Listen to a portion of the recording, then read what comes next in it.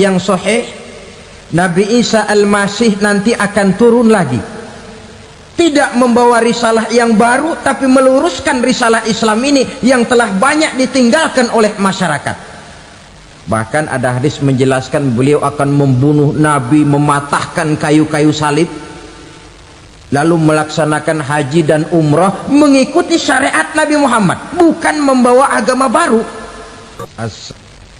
Bapak-bapak, ibu-ibu, saudara-saudara kaum muslimin rahimakumullah.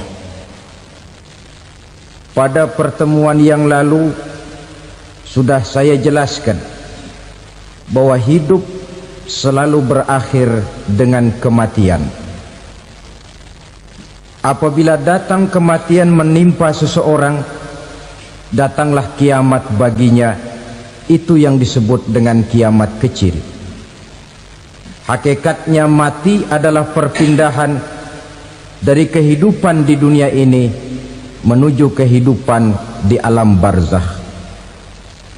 Menunggu kita di alam barzakh sampai datangnya saat kiamat, entah 10 tahun, entah 100 tahun, entah 1000 tahun, hanya Allah saja yang maha tahu. Adapun orang-orang beriman yang melakukan amal kebajikan dalam kehidupan di dunia ini, masa penantian yang lama di alam barzakh buat mereka sebentar saja. Tetapi bagi orang-orang kafir yang ingkar, yang tidak beriman kepada Allah, yang hidup di dunia cuma menumpuk-numpuk dosa, tentu penantian di alam barzakh akan merupakan waktu yang sangat lama. Bukankah dalam kehidupan kita waktu itu memang relatif? Contoh misalnya, bagi pemuda-pemudi yang sedang duduk asyik memadu cinta, waktu 4-5 jam saja rasanya cuma 4-5 menit, tenggelam oleh keasikan. Tapi buat orang yang berbaring di rumah sakit, meratap di balik-balik apa itu tembok derita kata lagu, di balik dinding-dinding penjara, sehari bagai seminggu, seminggu rasa sebulan, sebulan boleh jadi rasa setahun. Penantian yang sangat lama. Kapan kiamat itu akan datang? Ini rahasia Allah. Jangankan kita yang orang awam, baginda Nabi sendiri tidak diberitahu oleh Allah kapan kiamat itu akan terjadi. Tetapi sungguh pun demikian, banyak hadis-hadis yang menjelaskan ciri atau tanda-tanda datangnya kiamat. Nah, kalau sudah bicara soal tanda kiamat itu ada dua. Pertama yang disebut alamatus sughra, tanda-tanda kecil. Ini waktunya masih ada tenggang. Ada yang dinamakan alamatul kubra, tanda-tanda besar, artinya kiamat sudah diambang pintu. Apa tanda-tanda kecil dari datangnya hari kiamat itu? Misalnya kata Nabi, apabila ilmu sudah diangkat oleh Allah, artinya apabila ulama sudah banyak wafat, minat orang belajar agama berkurang, lalu kebodohan nampak merajalela di mana-mana, zina dikerjakan secara terbuka, minuman-minuman keras jadi kebanggaan, itu termasuk di antara tanda-tanda kecil terjadinya hari kiamat. Apalagi misalnya iza waladatil ammatu rabbataha, apabila budak sudah melahirkan tuan. Apa maksudnya? Ada yang mentafsirkan apabila anak sudah bisa membudaki orang tuanya. Orang tua yang melahirkan dia, yang membesarkan dia, demi setelah si anak besar jadi orang berpangkat, bertitel, berharta, berkedudukan, jadilah orang tua itu budaknya. Sehingga sering dibilang kalau orang tua kaya, anak jadi raja, tapi kalau anak yang kaya, orang tua sering jadi budak.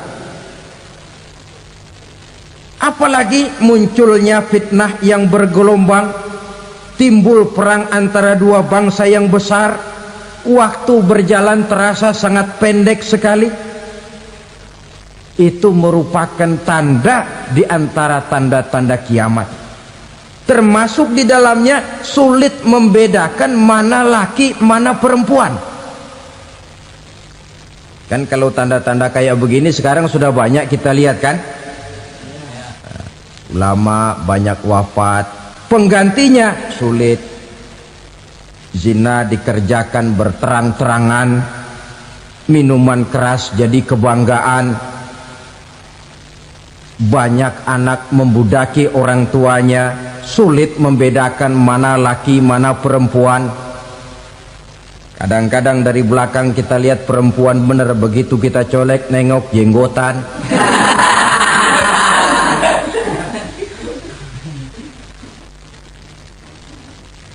Ini termasuk tanda-tanda kecil, masih ada tenggang sampai akan terjadinya kiamat itu.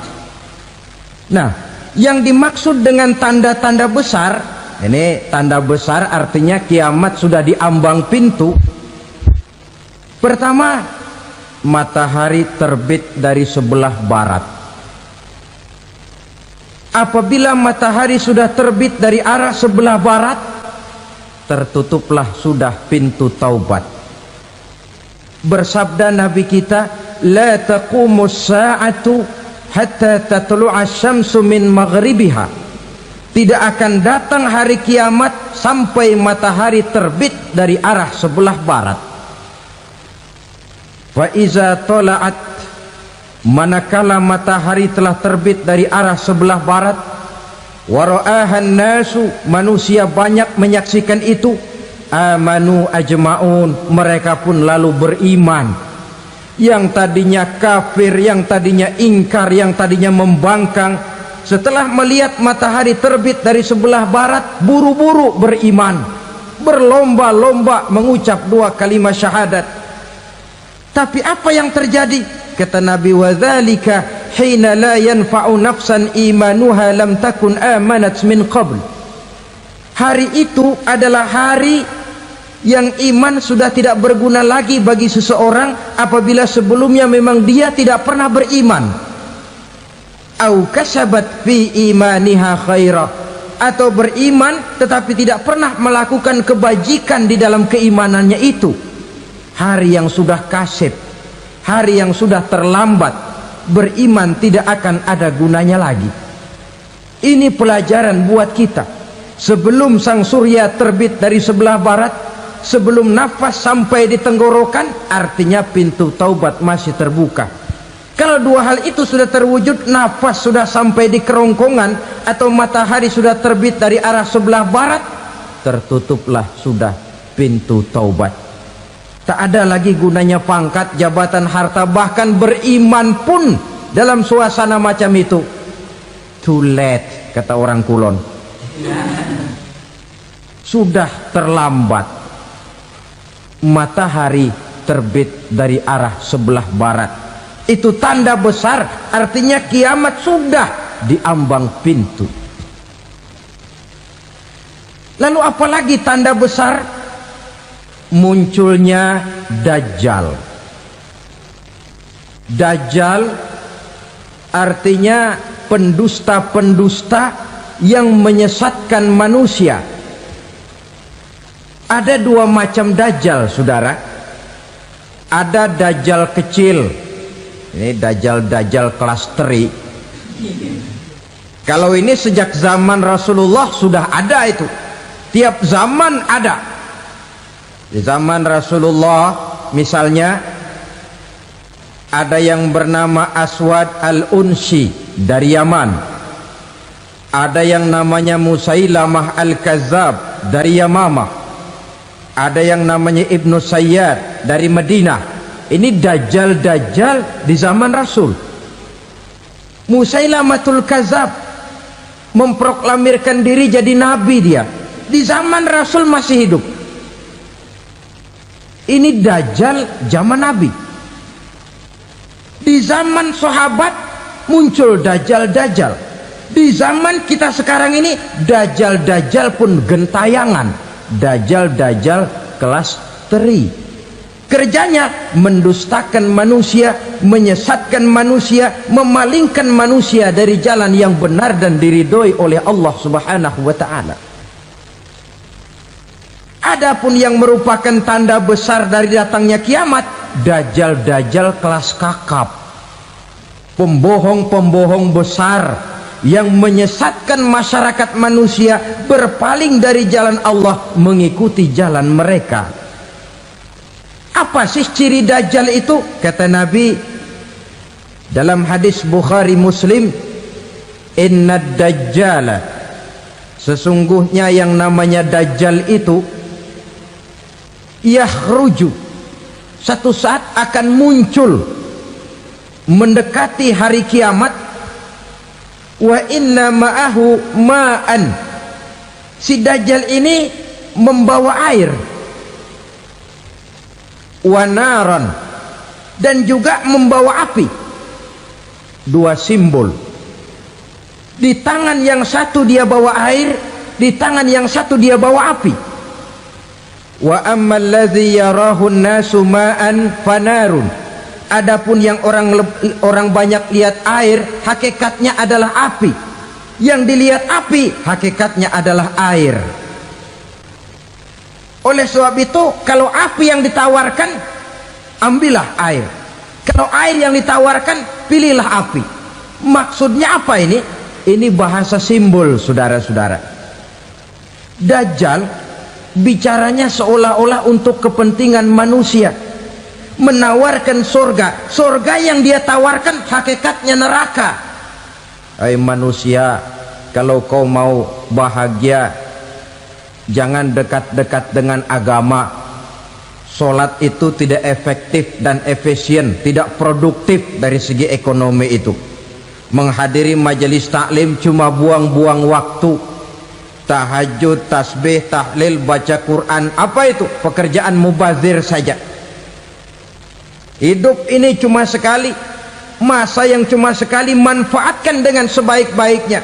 Mumpung, dibawanya sifat mumpung, tetapi dalam pengertian yang sangat negatif. Bicaranya seolah-olah untuk kepentingan manusia, tetapi sebenarnya menjerumuskan manusia. Menawarkan air tapi sebenarnya api, menawarkan api tapi hakikatnya air. Buat apa kamu sholat? Buat apa kamu bayar zakat? Buat apa kamu puasa? Surga yang dicanangkan dajjal hakikatnya neraka. Neraka yang digambarkan dajjal pada dasarnya adalah surga. Jadi memutarbalikkan fakta itu kerjaan dajjal. Yang hak jadi batil, yang batil dibilang hak, yang benar jadi salah, yang salah malah jadi benar. Tuntunan disuruh jadi tontonan, tontonan malah menjadi tuntunan. Itu pekerjaan dajjal profesinya. Zamannya Nabi Adam, dajjalnya kan iblis. Betul? Betul. Apa sih gang kerayuan iblis itu? Allah setelah menciptakan Nabi Adam kan bilang, Adam, kau dan istrimu Hawa tinggal di surga ini. Seluruh fasilitas yang ada di surga persilahkan kau nikmati. Satu yang tidak boleh, jangan coba-coba dekati pohon khuldi. Dekat saja jangan, apalagi sampai memetiknya. Datang dajjal yang namanya iblis ini. Adam, kamu tahu nggak kenapa tidak boleh makan buah khuldi? Ya nggak tahu, pokoknya saya dilarang. Bodoh kamu Dam. Khuldun artinya kekal. Kalau kamu makan itu buah, kau akan kekal di surga buat selamanya. Allah tidak kepengen, maka dilarang kamu makan buah khuldi. Kalau kau ingin kekal di surga Adam, makan saja. Saya bicara begini ini untuk kepentingan kamu Adam. Ini kan ciri-ciri Dajjal. Bicaranya sih seolah-olah untuk kepentingan Nabi Adam, hakikat sebenarnya menjerumuskan Nabi Adam supaya ingkar dan melanggar larangan dari Allah Subhanahu wa ta'ala. Jadi setelah muncul Dajjal, timbul kekacauan-kekacauan di masyarakat. Banyak yang terpengaruh, terpedaya dan terpesona, termasuk mereka yang memproklamirkan diri jadi nabi, mereka yang memproklamirkan diri jadi rasul di zaman sesudah Rasulullah wafat. Itu adalah Dajjal.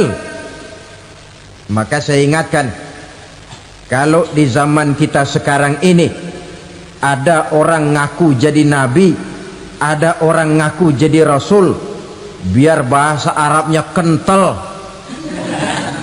Quran hafal, hadis ribuan hadis hafal, biar pakai serban sampai menyengser ke tanah, bahasa Arabnya fasih, tapi dia mengaku jadi nabi, jadi rasul, kita umat Islam wajib tidak percaya, wajib untuk tidak percaya.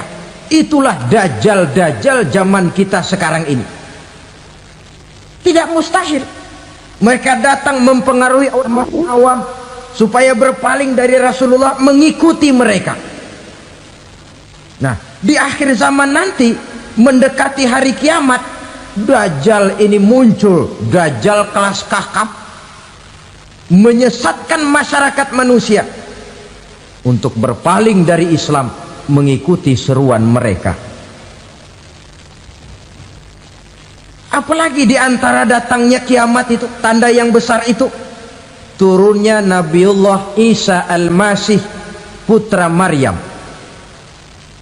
Menurut berbagai hadis yang sahih, Nabi Isa Al-Masih nanti akan turun lagi, tidak membawa risalah yang baru, tapi meluruskan risalah Islam ini yang telah banyak ditinggalkan oleh masyarakat. Bahkan ada hadis menjelaskan beliau akan membunuh Nabi, mematahkan kayu-kayu salib, lalu melaksanakan haji dan umrah mengikuti syariat Nabi Muhammad, bukan membawa agama baru. Menjadi semacam mujaddid, reformer, menyelamatkan manusia dari bisikan dajjal. Bahkan ada riwayat yang menjelaskan bahwa Nabi Isa berhasil mengalahkan Dajjal, mengembalikan masyarakat manusia kembali kepada ajaran Islam yang datang dari Allah, dibawa oleh Rasulullah Sallallahu Alaihi Wasallam. Dengan kata lain, turunnya Nabi Isa bukan sebagai Nabi dan Rasul baru, tetapi mengikuti syariat Nabi kita Muhammad Sallallahu Alaihi Wasallam. Saudara hadirin, ibu-ibu hadirat yang saya hormati, kemudian apalagi di antara tanda-tanda besar akan datangnya kiamat itu? Keluarnya asap atau awan. Kata Nabi, inna min asyrati sa'ah dukhanan yamla'u ma bainal masyriqi wal maghrib. Di antara tanda-tanda kiamat, munculnya awan antara langit dan bumi. Ini pun diperkuat dalam surah Ad-Dukhan ayat 10, fartaqib yauma ta'tis sama bidukhanim mubin fayughshan nas hadza azabun alim. Bagi orang-orang yang beriman, mereka biasa-biasa saja, tapi bagi orang kufur, datangnya asap dan awan ini merupakan azab yang kelewat pedih. Barangkali sedikit mendekati gambaran tentang azab yang pedih ini, saya ingatkan alam pikiran kita kepada peristiwa yang belum lama terjadi.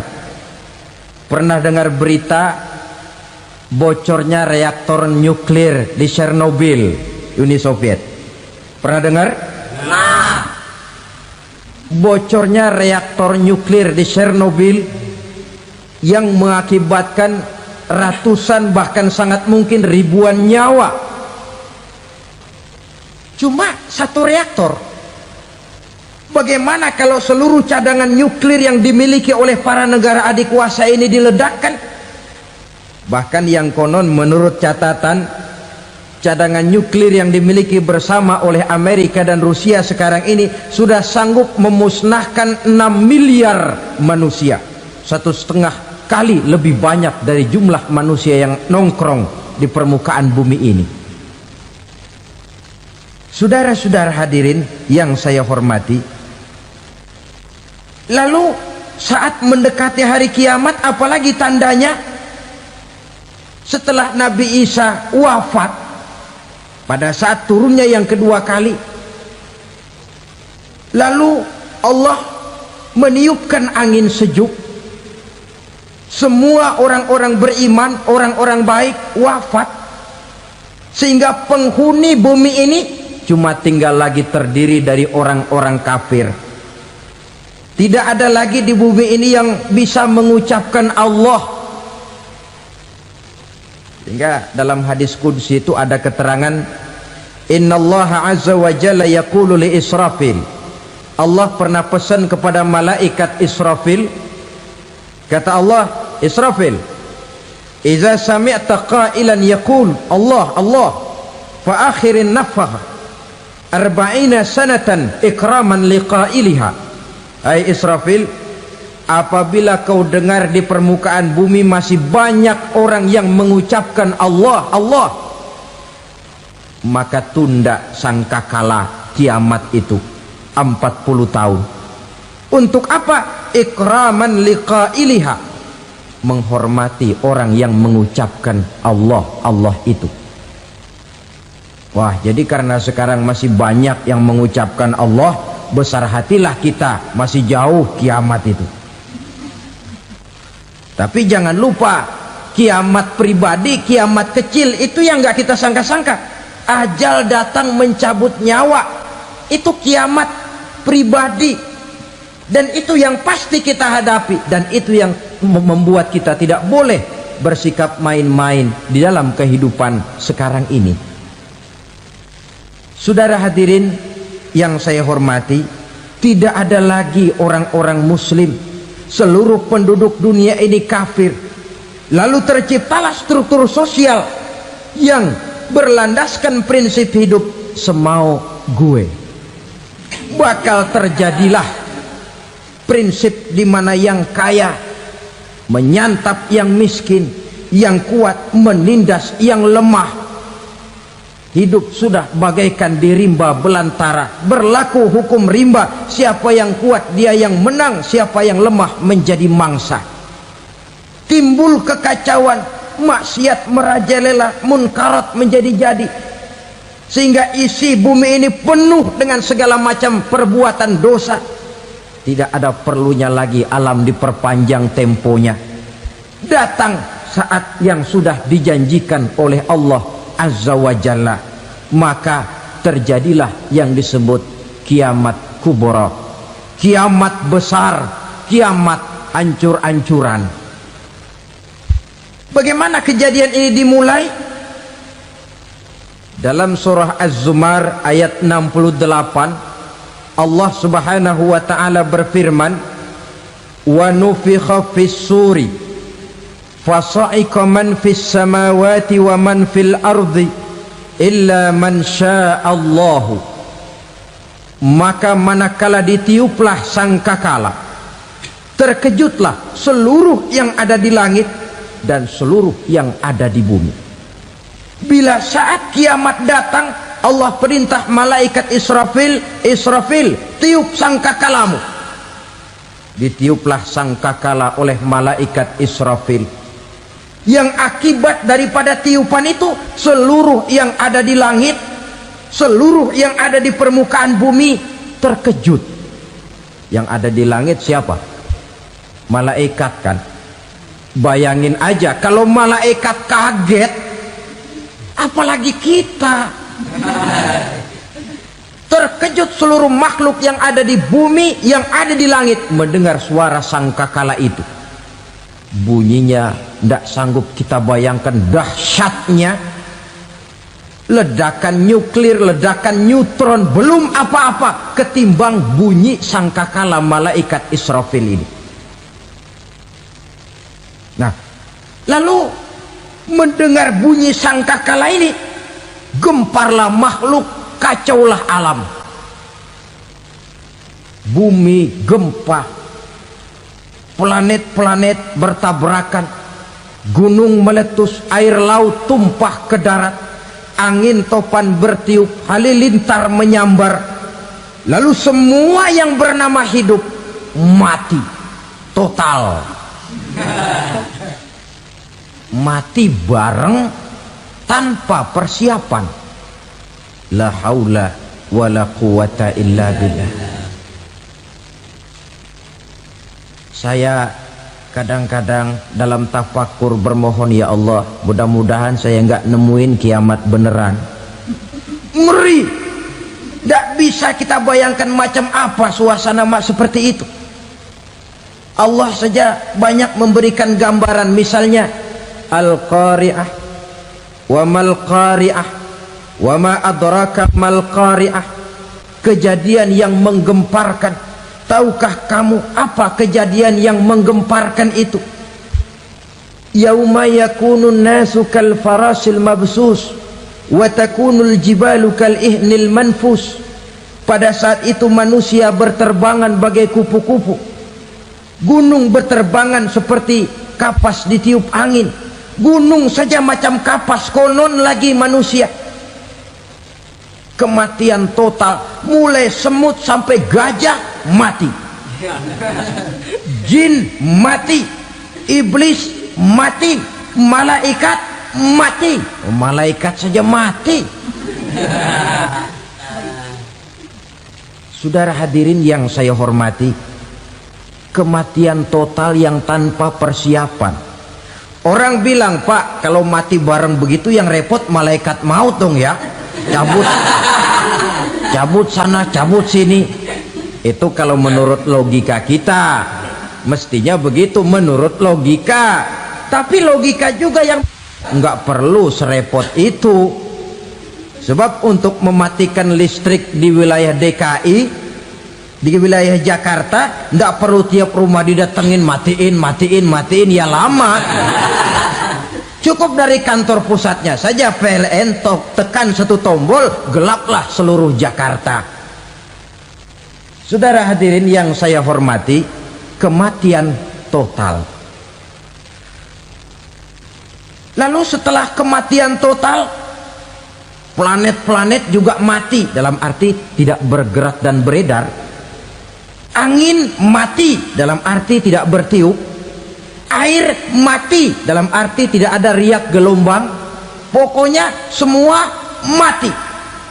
Kullu nafsin za'iqatul maut, semua yang bernafas mati. Dalam ayat lain, kullu man 'alaiha fan, semua yang ada di permukaan bumi fana.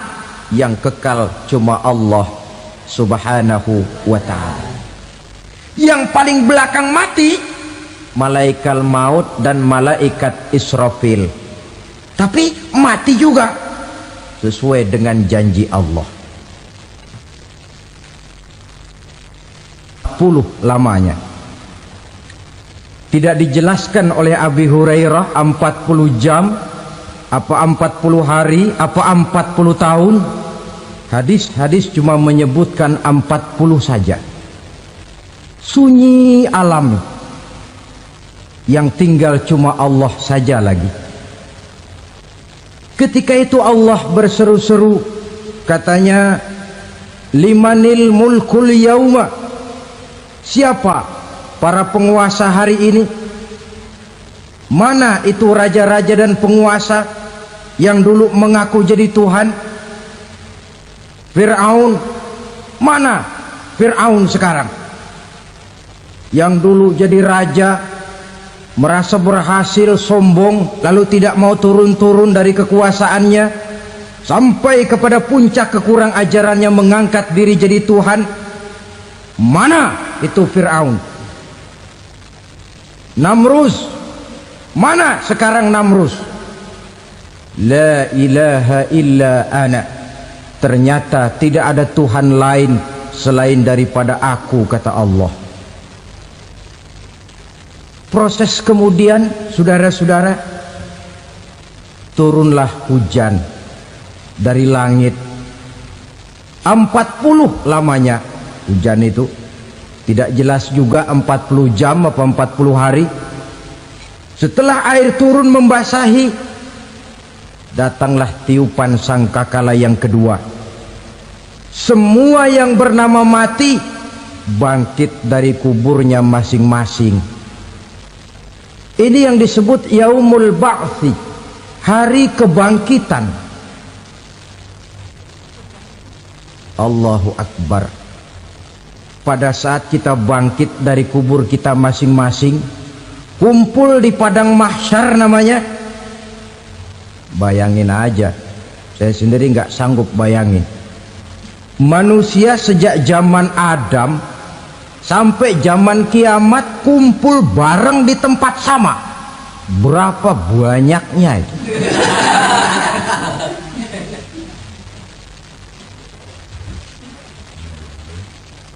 Dan yang luar biasa menurut satu riwayat, pada saat bangkit itu, Masya Allah, roman muka kita berubah,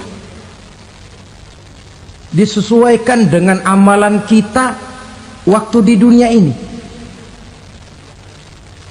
Barang siapa yang waktu di dunia amalannya itu amalan tikus, di akhirat nanti dia bangkit dari kubur, mukanya seperti muka tikus. Gagah betul badannya, tapi mukanya seperti tikus. Kenapa? Amalannya waktu di dunia seperti amalan tikus. Apa amalan tikus itu? Suka ngegeragoti barang yang sudah disimpan rapi-rapi. Orang sudah simpan uang rapi-rapi, simpan perhiasan rapi-rapi, digeragoti oleh tikus. Maling-maling, pencoleng-pencoleng, koruptor-koruptor, itu nanti di akhirat nanti kita lihat mukanya seperti muka tikus. Oh, ini waktu di dunia suka nyolong, hanya seperti muka tikus. Barang siapa yang waktu di dunia ini amalannya itu amalan macan, dia akan bangkit nanti mukanya seperti muka macan. Apa amalan macan? Macan itu amalannya menang-menangan. Orang yang mau menang saja nggak mau mengalah. Coba lihat di hutan, kenal hutan nggak? Di hutan, raja hutan di mana-mana pasti macan, betul kan? Betul. Padahal hutan belum pernah bikin pemilihan umum. Tapi macan tidak peduli ada pemilihan umum apa tidak, pokok saya raja. Sebab apa? Macan jadi raja itu bukan karena benar, tapi karena kuat jadi raja. Setelah dia jadi raja, rakyat hutan yang mesti dilindungi malah dimakan oleh raja macan. Kambing rakyat hutan dimakan oleh macan. Ayam rakyat hutan dimakan oleh macan. Itu nanti kita lihat di akhirat itu mukanya seperti muka macan, gagah betul. Lalu barang siapa yang di dunia ini amalannya itu seperti amalan anjing, nanti dia punya muka seperti muka anjing. Apa amalan anjing? Pertama, anjing itu kalau disuruh jaga rumah, dia tidak bisa membedakan mana maling, mana tamu. Biar yang datang maling, kalau bawa tulang, anjing kalem. Yang kedua, anjing itu akan setia kepada siapa saja yang memberinya roti.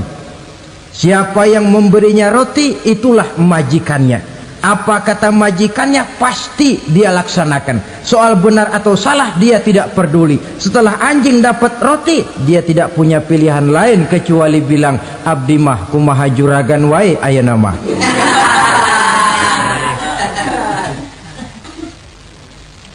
Saudara hadirin yang saya hormati, berkumpul di padang mahsyar, tiap orang sibuk dengan persoalannya masing-masing. Matahari waktu itu didekatkan oleh Allah, panas luar biasa. Ada yang saking panasnya itu mencucurkan peluh keringat sampai sebatas mata kakinya. Ada yang keringatnya sampai sedengkulnya, ada yang keringatnya sampai sepusatnya, ada yang keringatnya mengalir sampai sebahunya, ada yang kelelap oleh keringatnya sendiri, sementara orang di sampingnya nggak apa-apa.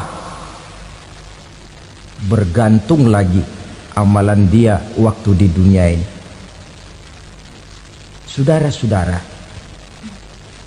sebagian orang dalam kepanikan padang mahsyar berombong-rombong datang mereka menghadap Nabi Adam. Ya Adam, anta abal bashar. Hai Adam, Tuhan adalah bapak moyang manusia. Kami sebentar lagi akan disidang, dimintakan pertanggungan jawab. Tolonglah kami, hai Adam. Kata Nabi Adam, jangankan nolongin sampean, saya sendiri tanggung jawab di hadapan Allah ketika dulu tidak boleh makan khuldi, saya serobot. Sudahlah, urus diri masing-masing saja, nafsi. Begitu kata Nabi Nuh, begitu kata Nabi Ibrahim. Tiap orang bertanggung jawab sendiri-sendiri. Ketika itulah saudara-saudara, nikmatnya menjadi umat Nabi besar Muhammad sallallahu alaihi wasallam. Sebab apa? Walaupun menurut abjad kita ini umat paling belakang, kan paling belakang kita ini toh, karena Nabi Muhammad adalah Nabi akhir, tapi akan dihisap lebih dulu, lewat di atas sirat lebih dulu, masuk surga lebih dahulu ketimbang umat-umat belakangan. Ketika Rasul mendekati ajal, beliau tanyakan itu kepada malaikat Jibril. Malaikat Jibril berkata, Muhammad jangan khawatir, Allah sudah berjanji, inni haramtul jannata ala sairil anbiya hatta tadkhulaha anta wa haramtuha ala sairil umami hatta tadkhulaha ummatuka. Surga aku haramkan buat seluruh nabi kecuali kalau engkau Muhammad sudah masuk ke dalamnya, dan surga aku haramkan buat seluruh umat kecuali kalau umatmu Muhammad sudah masuk ke dalamnya. Logikanya, walaupun menurut abjad kita umat paling belakang, bakal dihisap paling dulu, lewat di atas sirat paling dulu, masuk surga paling dulu, kalau mampir ke neraka juga paling dulu. Ya resiko. Jangan mau enaknya aja paling dulu. Saudara hadirin yang saya hormati, setelah masa kebangkitan itu jangan dikira begitu bangkit langsung diperiksa, masih menunggu menanti ribuan tahun perhitungan padang mahsyar untuk sampai kepada proses yang disebut yaumul hisab, hari perhitungan. Seorang demi seorang bakal dipanggil. Bayangkan saja, kita se-RT saja di absen, kadang-kadang perlu waktu lama. Ini manusia sejak zaman Nabi Adam sampai datang hari kiamat, satu demi satu disidang di hadapan Qadhi Rabbul Jalil. Status sosial copot sudah waktu itu. Yang pernah jadi hartawan di situ tidak lagi kelihatan kehartawanannya. Yang pernah jadi jenderal tidak lagi dipanggil jenderalnya. Yang ustadz tidak lagi dipanggil al-mukarramnya. Seluruh status sosial selesai. Dipanggillah kita seorang demi seorang menghadap Qadhi Rabbul Jalil. Bagaimana proses penghisaban itu? Pertama, proses tanya jawab. Di antaranya ada hadis menyatakan, lan tazula qadama 'abdin yaumal qiyamah hatta yus'ala an arba'i khisalin.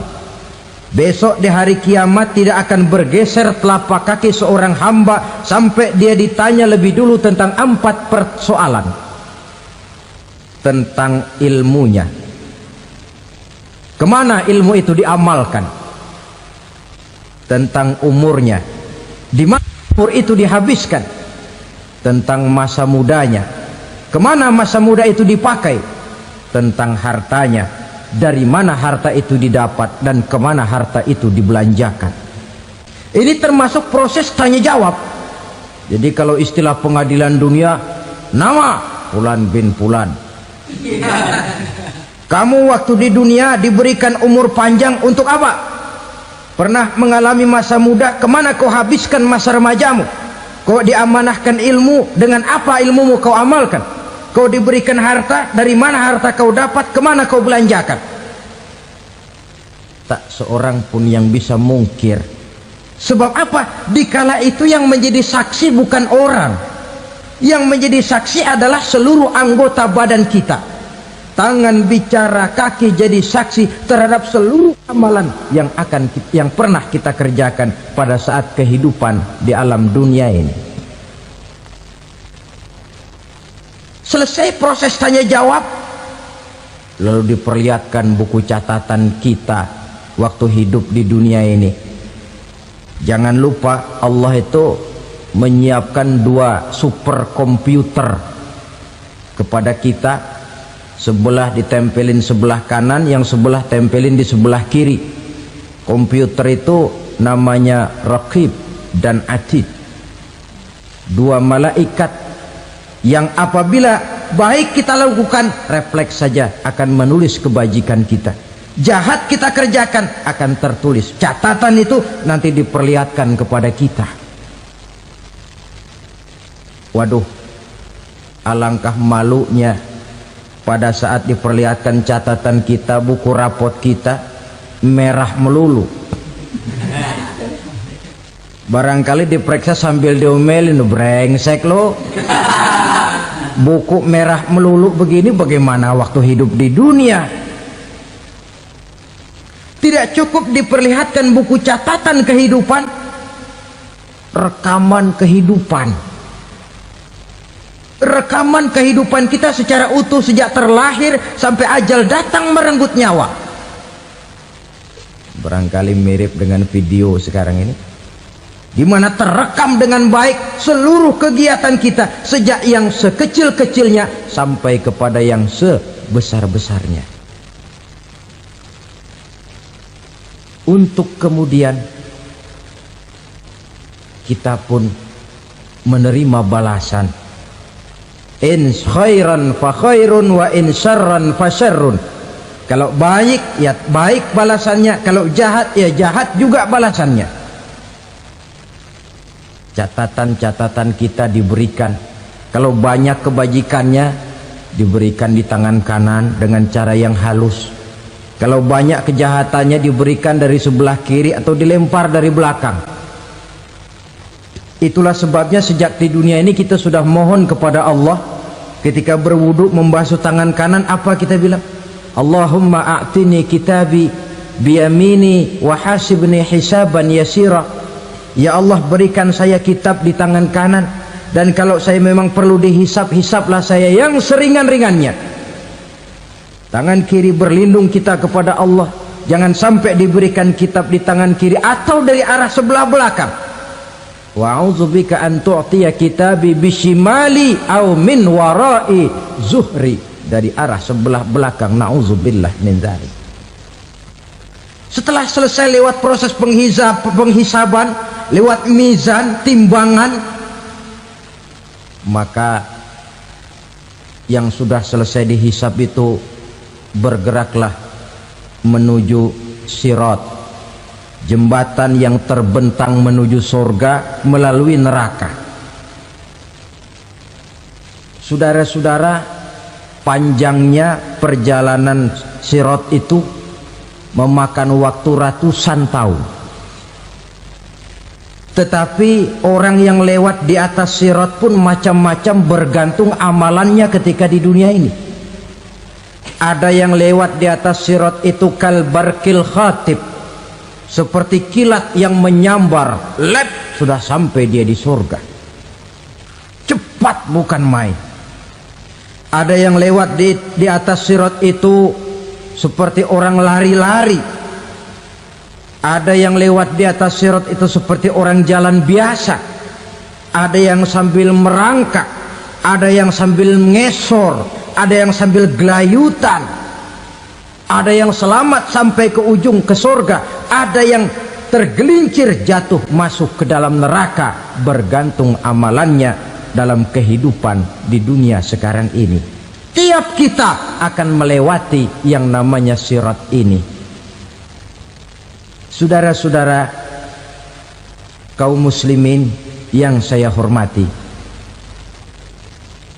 dengan demikian mereka yang selamat melalui sirat sampai ke terminal akhir surga, mereka yang ketika dihisab ternyata banyak kejahatannya daripada kebaikannya, mereka singgah di dalam neraka. Nah, adapun orang-orang yang beriman menurut ayat Quran dan hadis Nabi itu nanti ada bermacam-macam.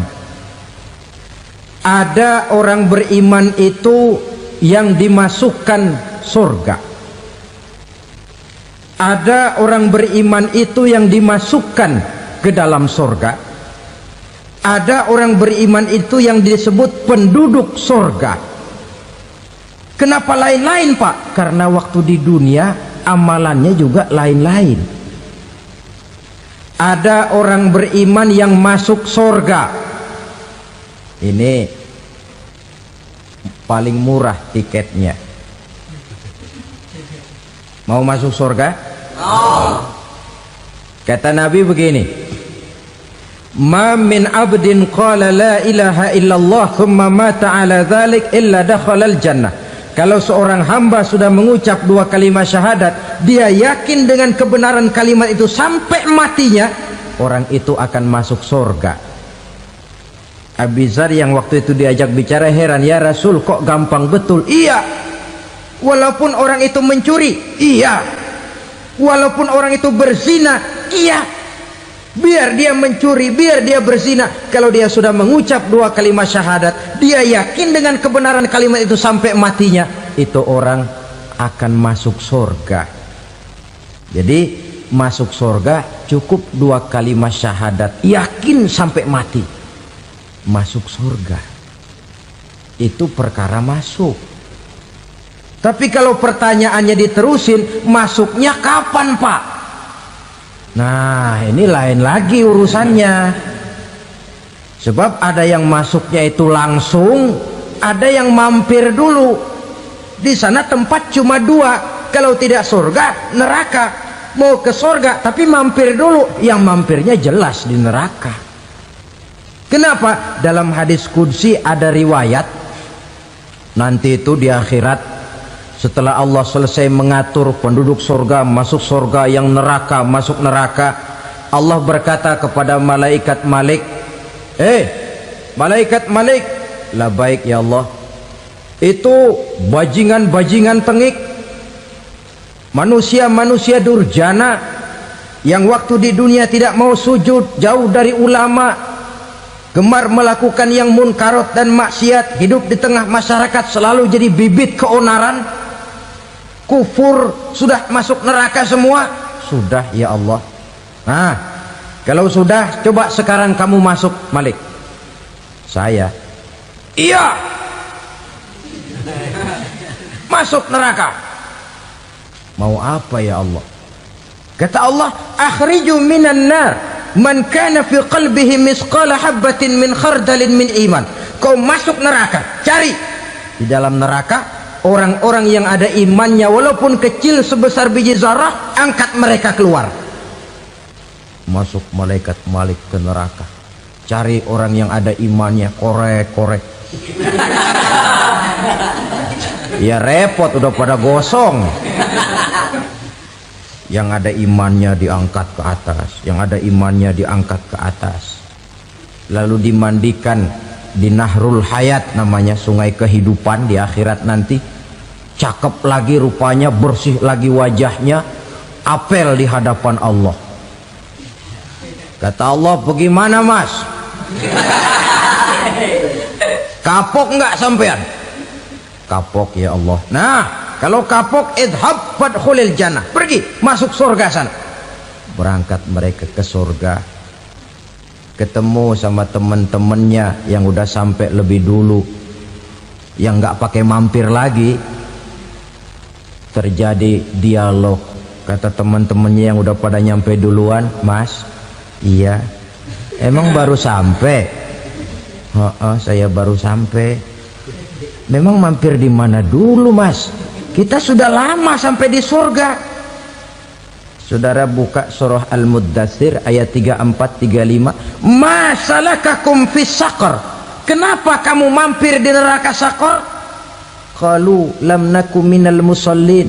Mereka menjawab, kami mampir di neraka Saqar, Mas, gara-gara dulunya kami waktu di dunia tidak pernah sholat. Tidak pernah sholat? Tidak pernah.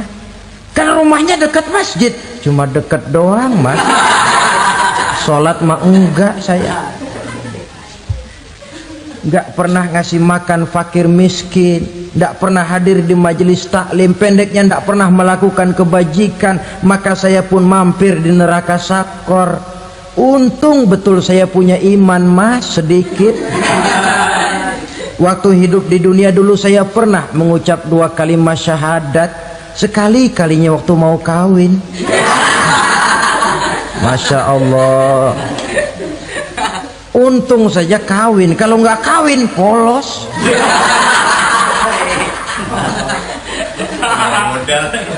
Itu juga pengulu sudah setengah mati ngajarin. Asyhadu alla, asyaduaan, asyaduaan.